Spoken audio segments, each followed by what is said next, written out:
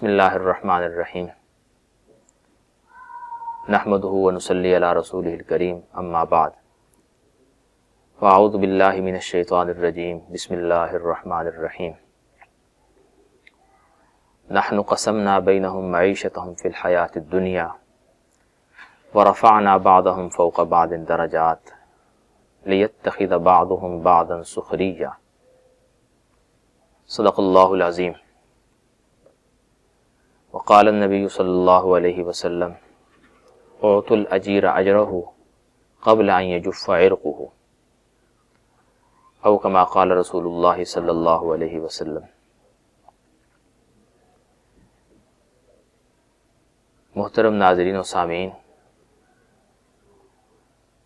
عثمانیہ official media کی طرف سے سلسلہ حقوق اور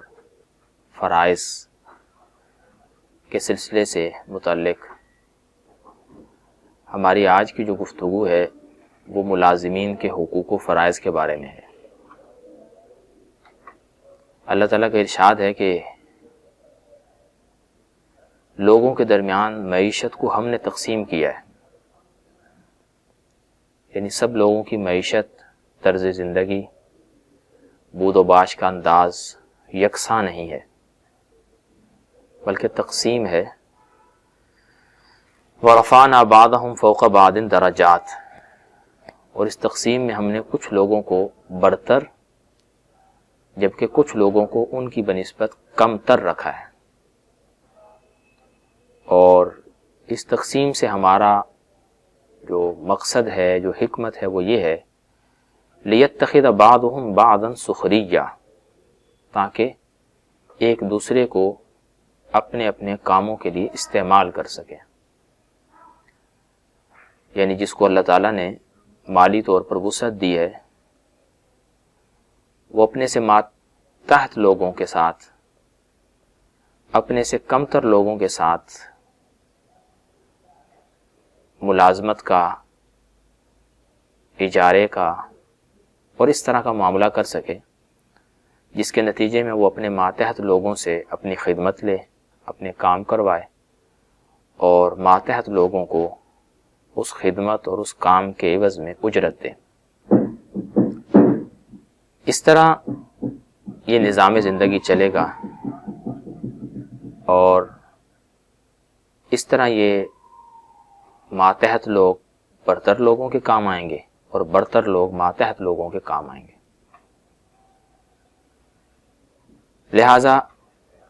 یہ ایک فطری نظام ہے جس میں ہم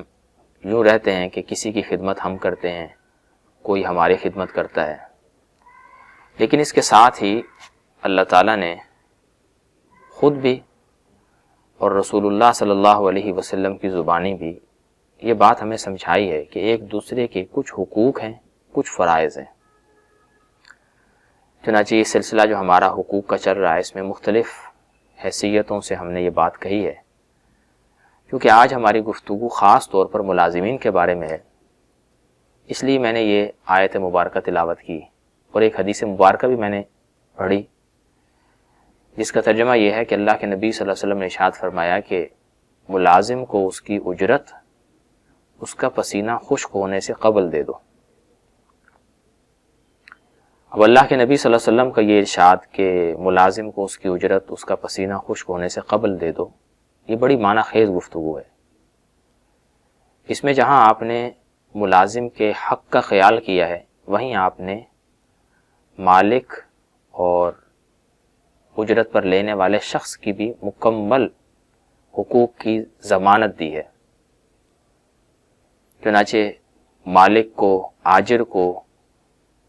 دکان والے کو کہا گیا ہے کہ اپنے ملازم کو اس کا معاوضہ اس کے پسینے کو خشک ہونے سے قبل دیو۔ تو اس میں یہ بات بھی واضح ہے کہ گویا ملازم کو بھی کہا جا رہا ہے کہ تم اپنے کام کو تندہی کے ساتھ اور محنت کے ساتھ کرو، ایسا کہ اس کام کے کرنے میں تمہارا بھی پسینہ بہے۔ ایسا نہیں کہ ملازم اپنی اجرت کے لیے تو تقاضا کرے کہ مجھے وقت پر ادا کی جائے،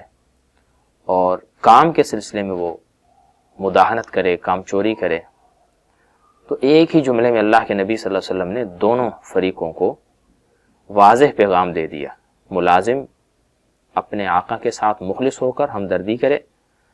اور آقا اپنے ماتحت کے ساتھ، مالک اپنے ملازم کے ساتھ محبت کا تعلق رکھے اور اسے اس کے وقت پر اجرت حوالے کرے۔ اس کے علاوہ اور بھی بہت سی احادیث، بہت سی آیات اس مضمون پر ہم پیش کر سکتے ہیں، لیکن وقت کے اختصار کے پیش نظر چند موٹی موٹی باتیں میں عرض کر دیتا ہوں جن کا خیال رکھنا ضروری ہے، خاص طور پر ملازمین کے حقوق کے حوالے سے۔ سب سے پہلی چیز تو یہ ہے کہ آپ جب ملازم کو ملازمت پر رکھتے ہیں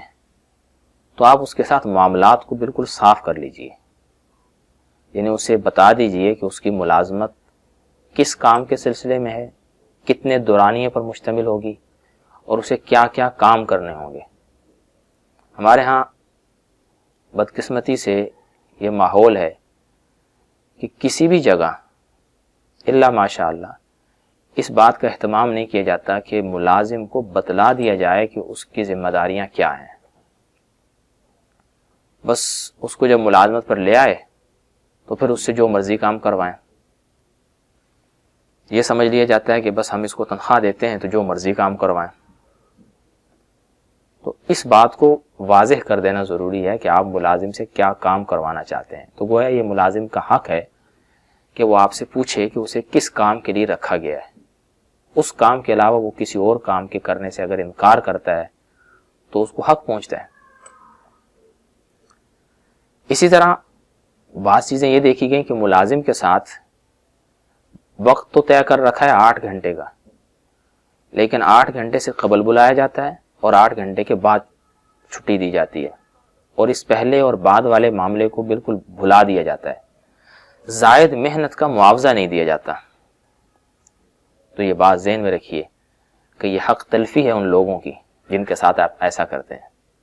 اور عند اللہ آپ مجرم ہیں ان لوگوں کے جن کا حق آپ دبا رہے ہیں۔ اگر آپ نے 8 گھنٹے کے لیے بلایا ہے تو آپ وقت پر بلائیے، وقت پر انہیں چھٹی دیجیے۔ اگر آپ زائد وقت لیتے ہیں تو زائد وقت کی آپ انہیں اجرت دیجیے، زائد محنت کا انہیں معاوضہ ادا کیجیے، یہ ان کا حق ہے۔ اگر وہ اس کا تقاضا کریں تو آپ کو یہ نہیں چاہیے کہ آپ اس بات پر خفا ہوں کہ ہمارا ملازم ہمارے سامنے یہ بات کیوں کر رہا ہے۔ اسی طرح ملازم کے حقوق میں ایک چیز ملازم کی عزت نفس کا خیال رکھنا بھی ہے۔ ہم یہ سمجھتے ہیں کہ جسے ہم نے ملازم رکھا ہے گویا ہم نے اسے بیگار پر لے لیا ہے، چاہے ہم اسے گالم گلوچ کریں، چاہے ہم اس کی عزت نفس کو پامال کریں، حتیٰ کہ اس کے اہل خانہ کو بھی گالیاں دیں تو اسے سننا چاہیے۔ یاد رکھیے کہ یہ انتہائی گھٹیا پن ہے۔ اللہ کے نبی صلی اللہ علیہ وآلہ وسلم نے جو تعلیمات دی ہیں وہ اس سے بہت بلند ہیں۔ ایک صحابی ہیں حضرت ابو ذر رضی اللہ تعالیٰ عنہ، حدیث میں آتا ہے کہ ایک صحابی کہتے ہیں کہ میں نے ایک مرتبہ دیکھا کہ انہوں نے جو لباس پہن رکھا ہے، جس قیمت کا، جس انداز کا لباس پہن رکھا ہے، خادم کو بھی وہی لباس پہنا رکھا ہے۔ تو میں نے اس چیز پر ایک طرح سے تعجب کا اظہار کیا کہ یہ کیا؟ تو فرمانے لگے کہ یہ میرا غلام ہے، خادم ہے، ایک مرتبہ کہیں میں غصے میں اس کو گالی دے بیٹھا، برا بھلا کیا بیٹھا، تو اس نے اللہ کے نبی صلی اللہ علیہ وسلم سے میری جا شکایت کی۔ تو آپ نے مجھے پوچھا اچھا کیا تم نے اس کو اس کی ماں کی طرف سے تانا دیا ہے، یعنی ماں کا نام لے کر اس کو برا بھلا کہا ہے؟ مجھے آپ نے تھوڑی سی تنبیہ کی اور پھر فرمایا کہ ان اخوانکم خولکم، تمہارے جو ماتحت ہوتے ہیں یہ حقیقت میں تمہارے بھائی ہیں، جعلہم اللہ تحت ایدیکم، یہ خدا کی تقدیر ہے کہ اس نے انہیں تمہارے ماتحت کر رکھا ہے۔ اس کا مطلب یہ نہیں ہے کہ تم ان کے ساتھ اس طرح بدتمیزی سے پیش آؤ، گالم گلوچ کرو، بلکہ تمہیں چاہیے کہ فَلْيُطْعِمْهُ مِمَّا يَأْكُلُ وَلْيُلْبِسْهُ مِمَّا يَلْبَسُ، جیسا خود پہنے ویسا انہیں پہنائیں، اور جو خود کھائیں ویسا انہیں کھلائیں۔ فرماتے ہیں بس اس کے بعد سے یہ بات میں نے پلے باندھی، اور اب میں اس خادم کے ساتھ اپنے جیسا سلوک کرتا ہوں، جو لباس خود پہنتا ہوں ویسا اس کو پہنانے کی کوشش کرتا ہوں، جو خود کھاتا ہوں اس کو کھلانے کی کوشش کرتا ہوں۔ اس لیے عزت نفس کا خیال رکھیں، ملازم کی عزت نفس کا خیال رکھیں، اسے گالم گلوچ نہ دیں، اس کے ساتھ برے لہجے میں بات نہ کریں، وہ بھی آپ کی طرح کا انسان ہے، تقدیر نے اسے آپ کا ماتحت بنا دیا، تو آپ اس کے ساتھ اگر برا کریں گے تو جس پروردگار نے اسے آپ کا ماتحت بنایا ہے عین ممکن ہے کہ وہ حالات کو پلٹے اور آپ اس کے ماتحت ہو جائیں، تو کیا آپ پھر پسند کریں گے کہ آپ کے ساتھ ایسا رویہ کیا جائے؟ تو مسلمان کی تو شان یہ ہے کہ جو اپنے لیے پسند کرتا ہے اپنے مسلمان بھائی کے لیے بھی پسند کرتا ہے۔ تو اس لیے ملازم کے حقوق ادا کرنے کی پوری کوشش کریں۔